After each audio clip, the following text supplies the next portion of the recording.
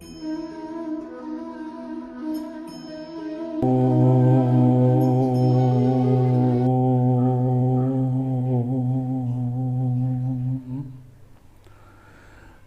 दर्शकगण, सादर नमस्ते। आज हम उपनिषद चालीसा के 13वें श्लोक पर विचार करेंगे।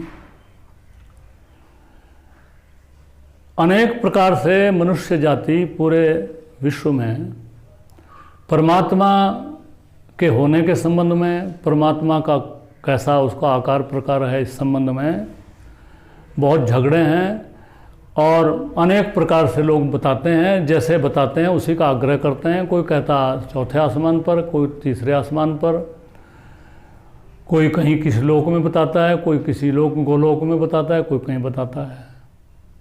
परमात्मा का जो वैज्ञानिक स्वरूप जो वेद ने बताया है उसकी चर्चा नहीं करते। 5000 साल के बाद एक ऋषि पैदा हुए जिन्होंने व्यास जी के और जैमिनी के पश्चात इस बात को ठीक प्रकार से वैज्ञानिक ढंग से, वैदिक ढंग से इस बात को बताने का प्रयास किया है महर्षि दयानंद जी महाराज ने। और वो उपनिषदों में जो वर्णन है उस बात का, उसी के आधार पर बताया।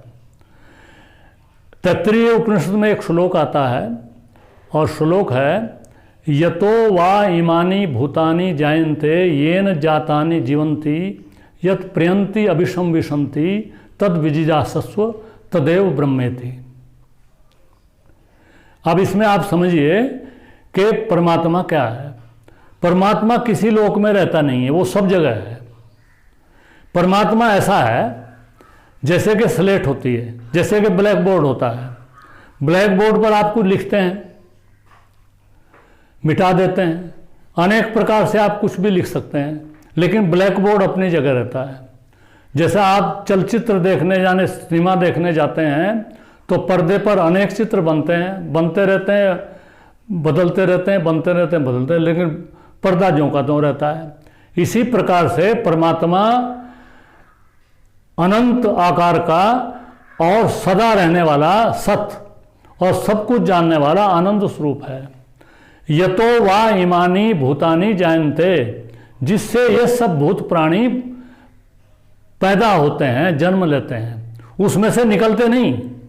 मसाला तो प्रकृति है, लेकिन परमात्मा की इच्छा शक्ति जब तब उसका कार्य करता है तो वो उनके बनने की प्रक्रिया प्रारंभ हो जाती है। यतो वा इमानि भूतानि जायन्ते येन जातानि जीवन्ति, और जिससे ये जो पैदा होने वाले हैं वो जीते हैं, यानी पैदा होना और जीना।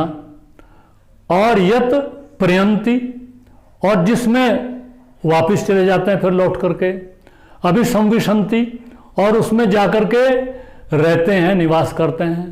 तद विजिजासस्व, उसको जानना चाहिए। तदेव ब्रह्मेति, वही ब्रह्म है। अब ऐसे यदि हम इसको समझेंगे तो हमें न किसी मंदिर की जरूरत है, न मस्जिद की जरूरत है, न चर्च की जरूरत है। आप स्वयं ही कहीं एकांत में बैठ करके और परमात्मा का चिंतन करेंगे और अपनी आत्मा को परमात्मा से जोड़ने का प्रयास करेंगे।